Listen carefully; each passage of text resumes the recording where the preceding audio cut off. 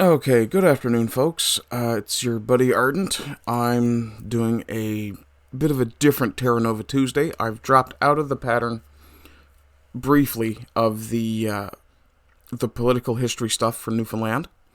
As you can see hear, rather than see, you'll see in a moment. But as you can hear, my voice is a little bit raspier than usual, and I'm currently fighting a bit of a throat infection, which is why you will occasionally hear funny mouth noises from me. And if I show you my face, you'll see some swelling here. That's not anything bad. It's actually 2 cough drops that are basically different flavors that are just soothing my throat. I've got the illness that Stormy's kids brought home. It may even have started at my house. I don't know. It looks like it's got about a 2-week gestation period, so Stormy and me getting sick about the same time kind of says we were exposed to the virus about the same time. One of my cousins is also currently getting sick. So this is something that's going fairly rapidly through the area. About a 2-week incubation. It's not bad. Now, granted, I do have a crazy immune system, so I wasn't sick until about the middle of the day yesterday. And I'm already well on the mend. Stormy hates me. But in any case, I did want to step away from... excuse me. I did want to step today away from the political history a little bit, mostly because I don't know that my voice will hold out for a long-form discussion like that. And because... with the fuzziness in my head, I really don't know that I could focus on it well enough. So I'm going to do something that makes me a little mad. Because I'm always focused when it comes to being angry. Cue the Emperor Palpatine meme. In any case, today we're going to talk about... Andrew Furey has called on Ottawa to scrap a Marine Atlantic rate increase. Now, for those of you who don't know, Marine Atlantic is the ferry service between Nova Scotia and Newfoundland. And has been operating, as we'll see in a second story a little later, for about 125 years. Apparently under federal oversight. Dear God, why? Now, granted, 125 years ago, Newfoundland was not part of Canada, so I guess it kind of makes sense. Especially considering 125 years ago would put us in 1898.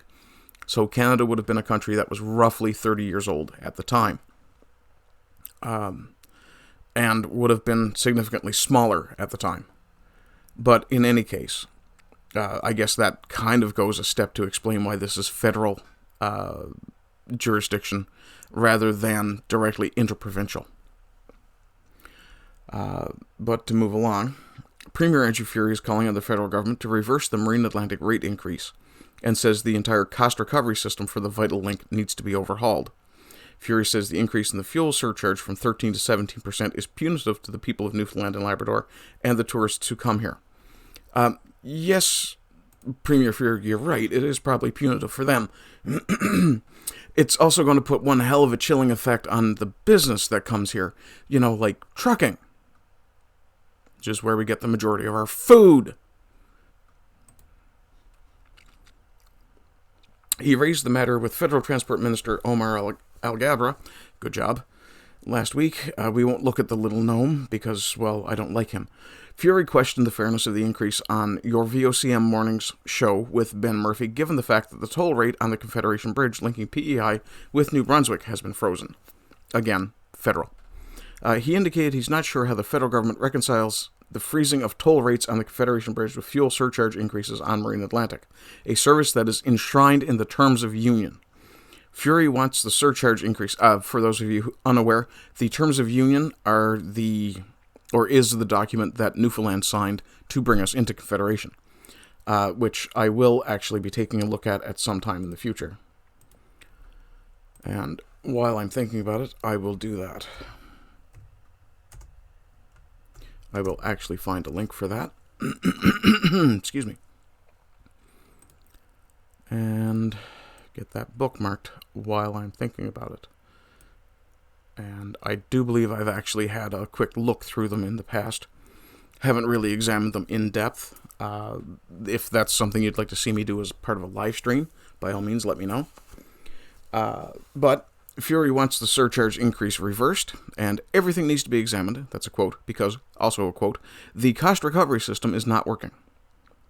And I don't believe, no, okay, it doesn't go on to talk about anything else.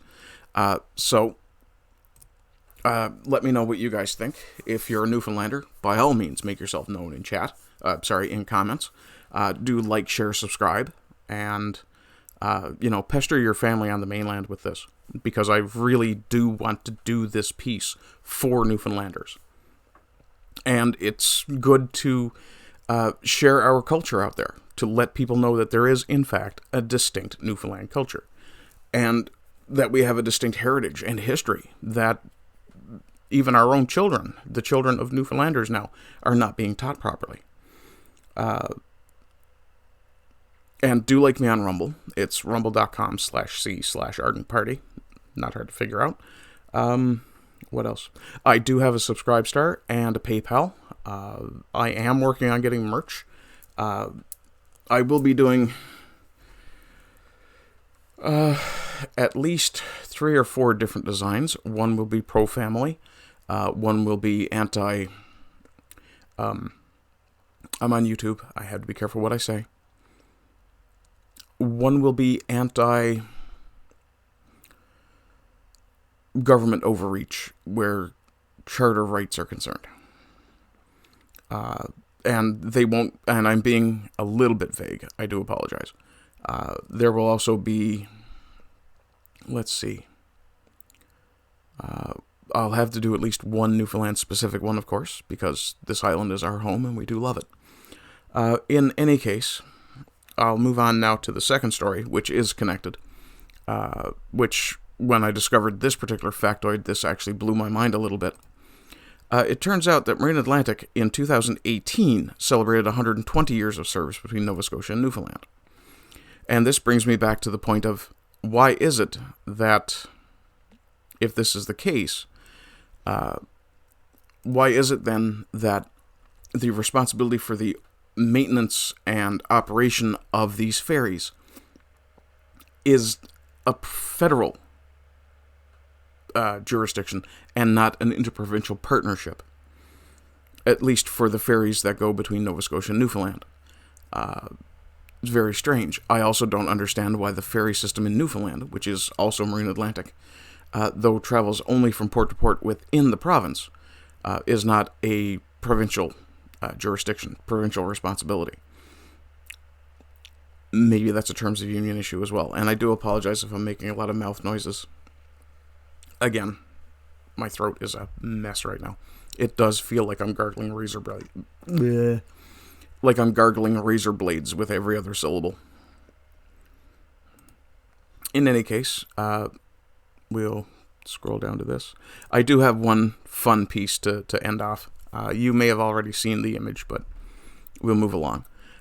So most Cape Bretoners have seen a Marine Atlantic vessel passing through the harbor. What many don't know is the history behind the service.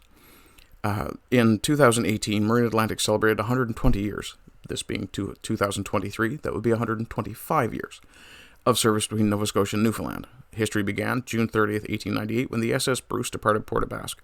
We'll actually skip this, this little bit of paragraphing and just go to the direct timeline. So the first ferry crossing between Port aux Basques and North Sydney under the Reed Newfoundland Railway Company was June 30th, 1898, which is going to be 125 years next month, the end of next month, July 1st, which I don't know was Canada Day at the time or not, was the day the ferry first arrived in North Sydney, which is on the Nova Scotia side. So it would have left Port aux Basques. In 1923, the Newfoundland government took over the island's railway. Before that, it had been, if I recall correctly, a British jurisdiction, British responsibility. In 1942, the SS Caribou was sunk crossing North Sydney and Port aux Basques after the ship was torpedoed by a U-boat. There's a little World War II fact that you folks may not be aware of. Newfoundland is one of the few places in North America that was directly involved in action against the Germans. In 49, Newfoundland joined Confederation, and the Newfoundland Railway and Ferry Service became part of the Canadian National Railway. So, from the get-go, from the get-go, our politicians have been selling the shop, as Brian Peckford said. Yeah, they've just been divesting the entire province of responsibility. I don't know why. We're not that poor. Or at least we weren't at the time. In any case, in 1986, Marine Atlantic was established to take over the provision of ferry services in Atlantic Canada, previously operated by Canadian National Railway Marine. In 1997, Marine Atlantic transferred operations of its Bay of Fund, that should be Bay of Fundy, and Gulf of Maine ferry services between Nova Scotia and New Brunswick, and Nova Scotia and, oh goodness, that's probably supposed to be Maine. It's interesting that you could take a ferry from Newfoundland to Nova Scotia and then get on a ferry again in New Brunswick and go to Maine. And then 2011, 2 new vessels were brought into service, the MV Highlanders and the MV Blue Patties, both named for military regiments. The Blue Patties in particular was the Royal Newfoundland Regiment, and if I recall correctly, the Highlanders is the Cape Breton Regiment. Let's see. And this is just more unimportant stuff. We can look at some of the names here. Ambrose Shea, John Hamilton Gray, Frederick Carter. That may be meant to be Frederick Cartier. I'm not sure. Marine Nautica, Atlantica. I really like the Latin names, and I really wish they had kept with those. The Atlantic Freighter, that's kind of generic. And really, who wants a person to be referred to as freight? The MV Atlantic Vision probably would have been nice. The Leif Erikson, the Atlantic Vision, the Blue Patties, and the Highlanders are all currently operating. Just for the sake of looking at them, let's have a quick look at the MV Leif Erikson. Leif Erikson, for those who don't know, is the Viking who is supposed to have established the colony at L'Anse aux Meadows, here in Newfoundland on the Great Northern Peninsula. Okay, so it's not really a particularly attractive vessel. They all pretty much look the same.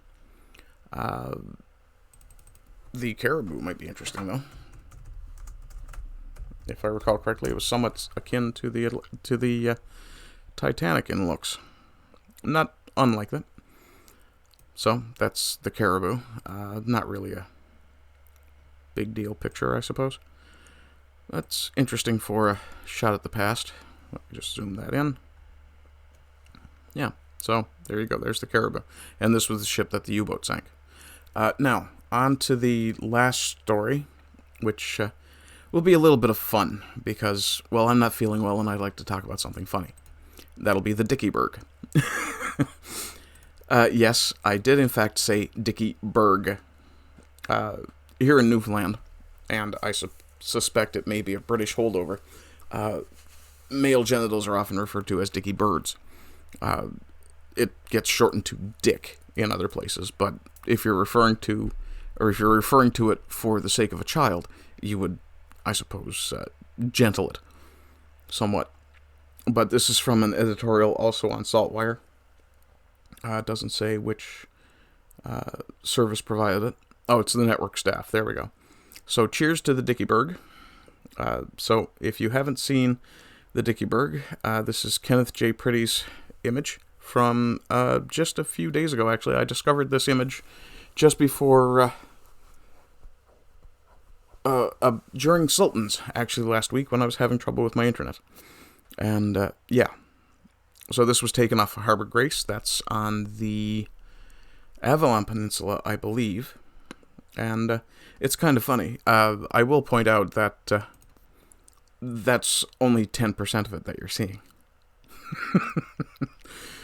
But I think it is quite a humorous thing. Stormy had found, and I wish I had gotten her to send me the link to it, a waterfall that kind of matched it, or complemented it, I suppose. So we have jeers and cheers. I'm not really interested in this stuff.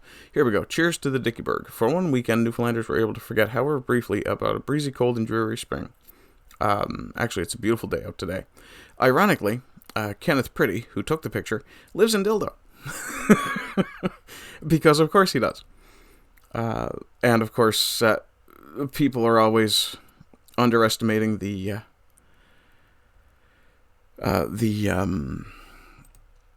perversion that the internet is capable of. In any case, yeah. So that's the Dickieberg. I was tempted to include it in the thumbnail, but I suspect that YouTube would have outright shut me down for that one. So, yeah. In any case, I will be posting this right away, and hopefully you guys are having a good day. You continue to have good days. And of course, as always, rise and rise again until lambs become lions. Bye-bye.